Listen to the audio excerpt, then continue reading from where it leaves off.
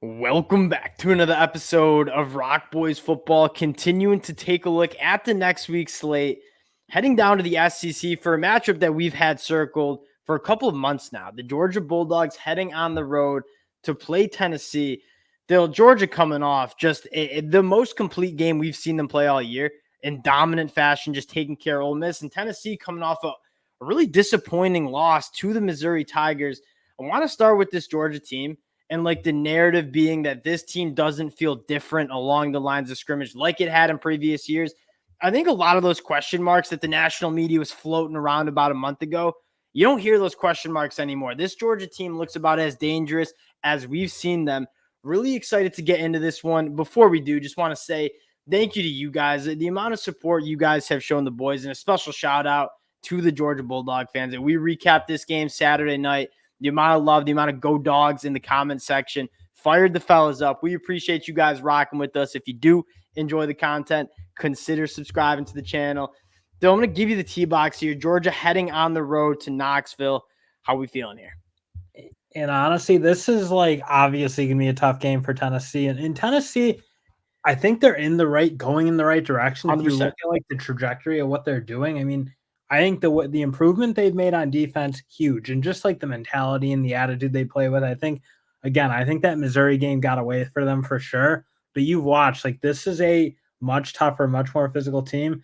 I just don't think they necessarily have the quarterback who Tennessee needs to be the Tennessee I think they're going to possibly be with a guy like Nico and some of these star wide receivers moving forward. But at the end of the day, Georgia just they're rolling right now where there is no up and down. And Tennessee probably has to get to that place. But Georgia right now, every year, they're just going to be hammers. Yeah, he was prepping this one this morning and listening to Kirby and kind of giving him his initial pre-week thoughts on Tennessee. That's what he noted. He's like, this Tennessee offense, and we know they stress you in a lot of different ways, but he kind of gave credit to the defense. And that is true. This Tennessee defense has been playing extremely well. And you look at that record, it's not necessarily because the offense is world beaters like it was last year. This Tennessee defense has been legit. I want to start with this Georgia offense. And again, going back to the idea that the Georgia Bulldogs don't seem like that team along the line of scrimmage. You look up at the numbers on the year, top 10 in the country in yards per carry. If averaging 5.3 yards per carry, Kendall Milton, Dejon Edwards just had a field day. I'll say this, Cedric Van Pran, Tate Ratledge, you get a Marius Mims back up front. That offensive line looked and felt different against Ole Miss.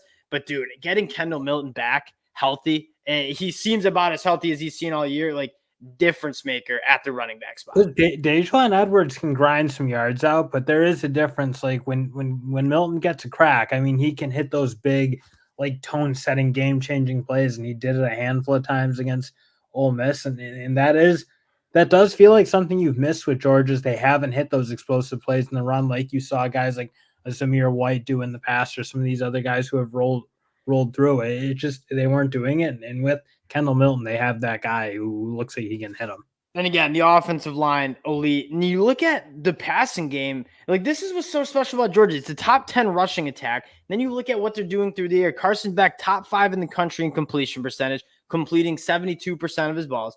9.2 yards per pass. That's top 15. So not only is this Georgia passing attack efficient, staying on schedule, completing a lot of passes, but it's also hitting the explosive play. And again, Brock Bowers back, absolute superhuman stuff out of Brock. Ladd McConkey, Dom Lovett. I mean, the passing attack and why this Georgia team suddenly feels special is that it's complete. I think people aggressively sleep on how important Ladd McConkey is to this passing attack. I mean, you see, I like Thomas, I like Lovett for sure. Those are guys, but I mean, the way Ladd McConkey just knows how to be open and has another gear that I think people don't realize. You saw him hit that double move out. People don't understand. Sorry to interrupt. Ladd McConkey is not just that dude's a dude. He is a playmaker and does not get enough credit for being not only just he's tough as nails and gets open, but like you said, has a different level of juice in terms of the athleticism that he offers downfield. And exactly. And when they were missing him, again, their offense was still moving. Their passing game wasn't the issue, but he does add. I mean, he had something, and you can tell when you listen to Kirby Smart talk about him how important he is to this team, and in being that kind of guy who's stayed in the program and wants to be a Bulldog. And it carries that like leadership and culture that he's looking for. It's Brock Bowers, Ladd McConkey. It's like those type of guys. And you can tell, like, since Ladd McConkey's been back in this offense, it feels different. Like, the passing attack feels different.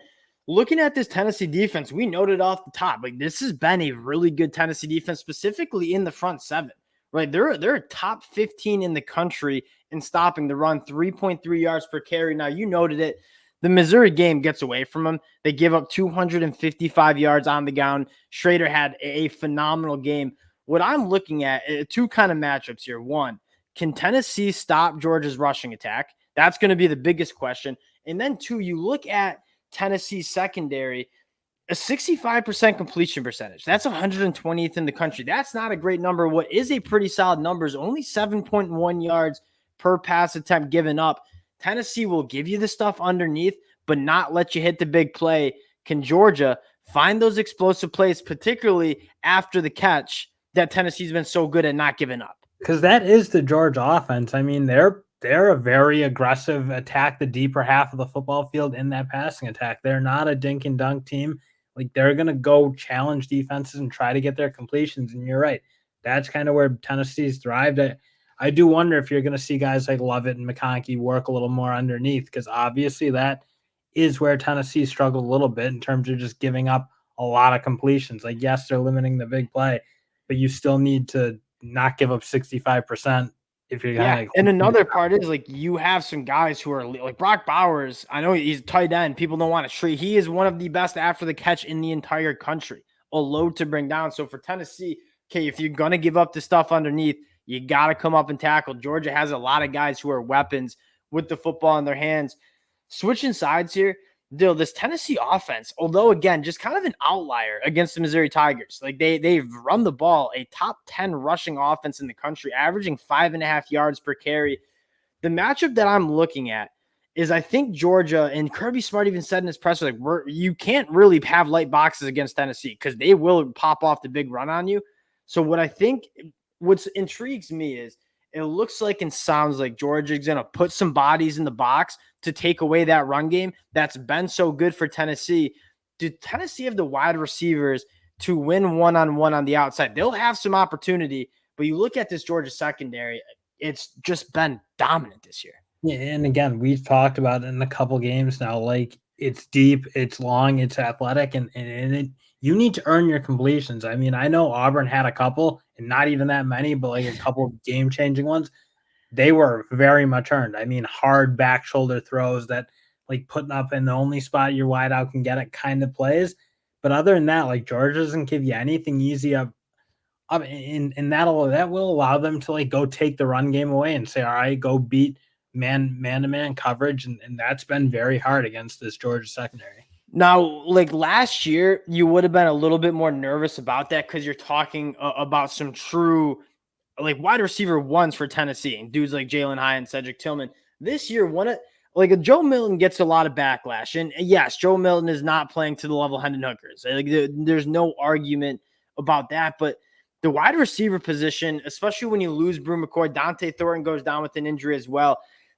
The wide receiver play for Tennessee hasn't been as special as it's been in the past either. Like, Jalen Hyatt, Cedric Tillman were a lot different than guys like Ramel Keaton and Squirrel. Like, those guys are good, but it's not Cedric Tillman and Jalen Hyatt. So I could see Georgia very much taking that look as, and we're going to put bodies in the box. We're not going to let you run the football. Can dudes like Ramel Keaton on the outside win one-on-one against guys like Kamari Lassiter, Tyke Smith, Javon Bullard, whoever it is back there in the back end? And then can Joe Milton play a full game of football at the level he's maybe played, like the Alabama first quarter and into part of that second half? Like, can he play a whole game of that, which has essentially been the issue? Is you've seen moments where, yes, he's making those big time throws that you need to make when a team's going to go try to stop you running the football, but you just haven't seen enough of it. And again, Georgia just doesn't give you anything easy. So that feels like the quandary Tennessee's in, is that I think Georgia can kind of do what they need to do to stop the run. And if they want to commit to stopping it, they obviously have the talent both in the front four and in the back too, with those linebackers and some of those young guys who have stepped up. That's where I think it gets very hard for Tennessee to move the ball. Yeah, and you look at Georgia's defense, it's been just phenomenal. And specifically, like, the secondary numbers, like only 5.8 yards per pass. That's top 10 in the country, a 56% completion percentage. We said it like this Georgia secondary is about, and we've seen, like, think about the defenses we've seen for the Georgia Bulldogs. Like, I think this is the best secondary, and even more, like, as much as they don't have the Jalen Carters up front, like Stackhouse, Brinson, Zion Logue, those guys are all starting on almost any Power 5 team across the country. CJ Allen emerging as a dude. We'll get to the pick here. Georgia 10.5-point favorites heading on the road to Neyland Stadium. How are we feeling here? Yeah, I'm very surprised to see this not closer to at least 14.5 would have been my guess if I was calving it. So that obviously kind of tells you my lean is Georgia. I just, again, for what I said, I just think Tennessee isn't, like, they're still kind of building their way into being able to string multiple years of really elite football together. I think, yeah, the recruiting's it's obviously picking up to where it needs to, but they need a couple more years of that. And right now, just without having that elite quarterback and elite passing attack that really tests teams, I think that does make it really hard to go beat a Georgia.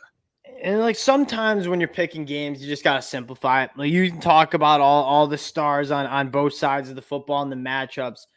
Watch the Georgia game against Ole Miss, and then just watch the Tennessee game versus Missouri. And I get Tennessee didn't play their best game. Like, just look at these two teams. I think just one is on kind of a different level. They'll give me the Georgia Bulldogs to go on the road, take care of business, cover the spread for the fellas. Georgia Bulldogs win by at least 14 points here. Appreciate you guys rocking with the fellas again. If you do enjoy the content, consider subscribing to the channel, and we'll talk to y'all later. Peace.